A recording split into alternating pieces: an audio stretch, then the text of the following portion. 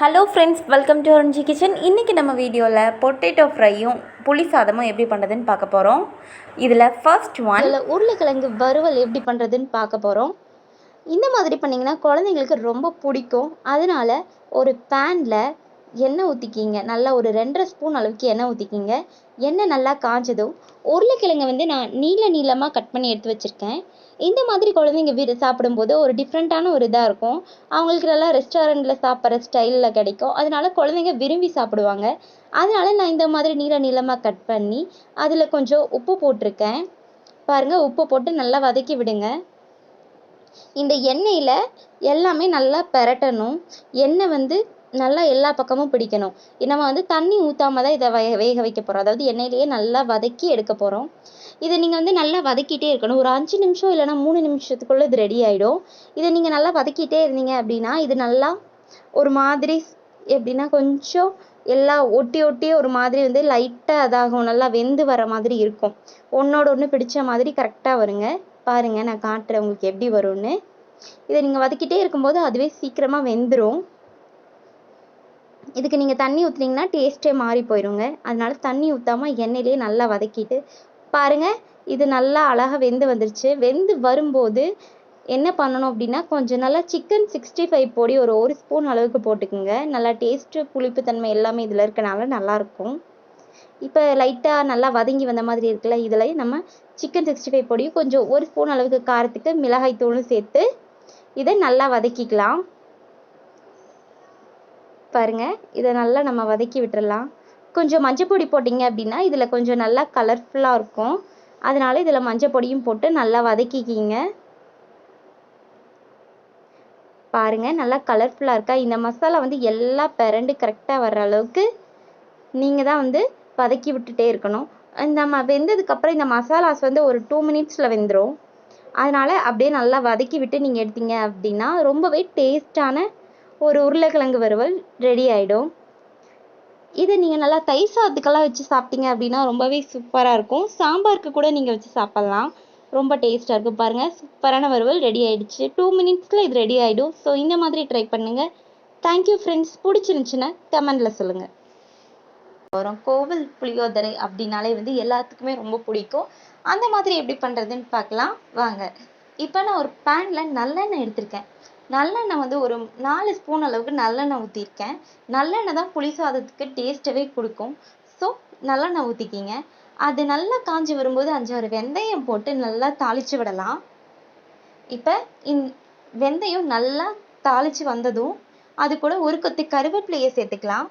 அப்படியே ஒரு 4 பல்லு பூண்டு, பெரிய பல்லு பூண்டாக பார்த்து அதில் சேர்த்துட்டு ஒரு 4 வரமிளகாய், அப்புறம் 1 ஸ்பூன் அளவுக்கு கடலைப்பருப்பு, இது எல்லாத்தையும் சேர்த்து நல்லா வதக்கி விடுங்க. இது நல்லா பொன்னிறமாக வதங்கணும்.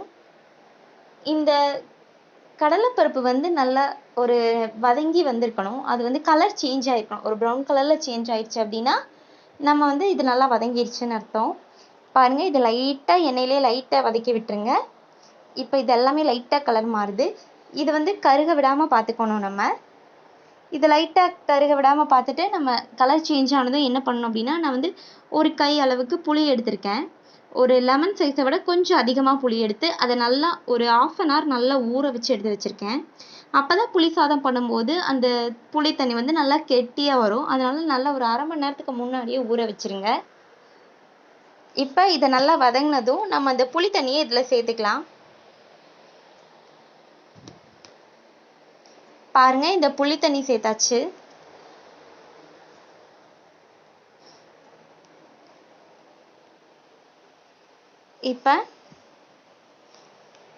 இப்போ இதை நம்ம எல்லாத்துலேயும் நல்லா கலந்து விட்டுக்குங்க.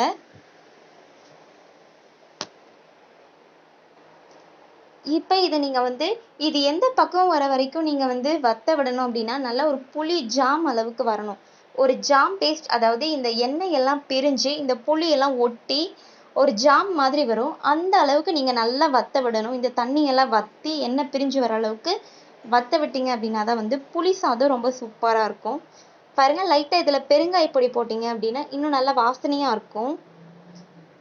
பெருங்காய பொடி சேர்த்தாச்சு. அதுக்கப்புறம் லைட்டாக உப்பு சேர்த்துக்குங்க. உப்பு சேர்த்து நல்லா இந்த மாதிரி எண்ணெய் பிரிஞ்சு இது பாருங்க நல்லா ஜாம் மாதிரி ஒட்டி வந்திருக்கு புளி. தண்ணியெல்லாம் சுத்தமாக வற்றி இந்த மாதிரி ஜாம் ஸ்டேஜுக்கு வந்ததும் நம்ம சாதத்தை ஆட் பண்ணிக்கலாம். இந்த அளவுக்கு நீங்கள் வற்ற விட்டீங்க அப்படின்னா தான் புளி சாதம் டேஸ்ட்டாக வரும். இப்போ நம்ம வேக வச்சு வச்சிருக்கிற சாதத்தை இதில் சேர்த்துக்கலாம். இந்த சாதத்தை நல்லா சேர்த்துக்கிட்டு இதை நீங்கள் வந்து நல்லா எல்லா பக்கமும் நல்லா கிளறி விட்டீங்க அப்படின்னா சூப்பராக புளியோதரை ரெடி ஆயிடும். உங்களுக்கு பிடிச்சிருந்துச்சுன்னா இதில் கடலைப்பருப்பு சேர்க்கணும் அப்படிங்கிறவங்க கடலைப்பருப்பு கூட நிலக்கடலை பருப்பும் சேர்த்திங்க அப்படின்னா இன்னும் கொஞ்சம் டேஸ்ட் அதிகமாக இருக்கும். பாருங்க நம்ம சாதத்தை எல்லாம் போட்டாச்சு. இப்போ இதை நல்லா கலந்து விட்டுக்கலாம். இதை நீங்கள் நல்லா இந்த புளி வந்து எல்லா பக்கமும் பிடிக்கிற அளவுக்கு நல்லா கலந்து விட்டுக்கிட்டே இருக்கணும். அப்போ தான் வந்து புளி சாதம் எல்லா பக்கமும் கரெக்டாக வந்திருக்கும். பாருங்க எல்லா பக்கமும் இதே மாதிரி நம்ம கலந்து விட்டுக்கலாம். சாதம் வந்து ரொம்ப குழஞ்சிருந்துச்சு அப்படின்னா புளி சாதம் நல்லா இருக்காது. அதனால சாதத்தை ஒரு 90% மட்டும்தான் வேக வச்சிருக்கணும். நல்லா பருபருக்கியாக இருந்தால் தான் இந்த புளி சாதத்துக்கு நல்லா இருக்கும். பாருங்க நம்ம நல்லா கலந்து விட்டுக்கிட்டே இருக்கலாம் எல்லா பக்கமும். அப்போ தான் புளி வந்து நல்லா பிடிச்சு நமக்கு சூப்பரான புளி சாதம் கரெக்டாக வந்திருக்கும். இந்த மாதிரி நீங்கள் புளி சாதம் பண்ணீங்க அப்படின்னா ட்ராவல் டைம் கொண்டு போய் சாப்பிடணுன்னா கூட நீங்கள் சாப்பிட்டுக்கலாம். கெட்டு போகாமல் இருக்கும். அதுக்காக தான் நம்ம இந்த மாதிரி நல்லா நல்லெண்ணெய் ஊற்றி பண்ணுறது. பாருங்க புளி சாதம் சூப்பராக ரெடி ஆயிடுச்சு. இந்த மாதிரி புளி சாதம் நீங்களும் செஞ்சு பாருங்க. Thank you friends.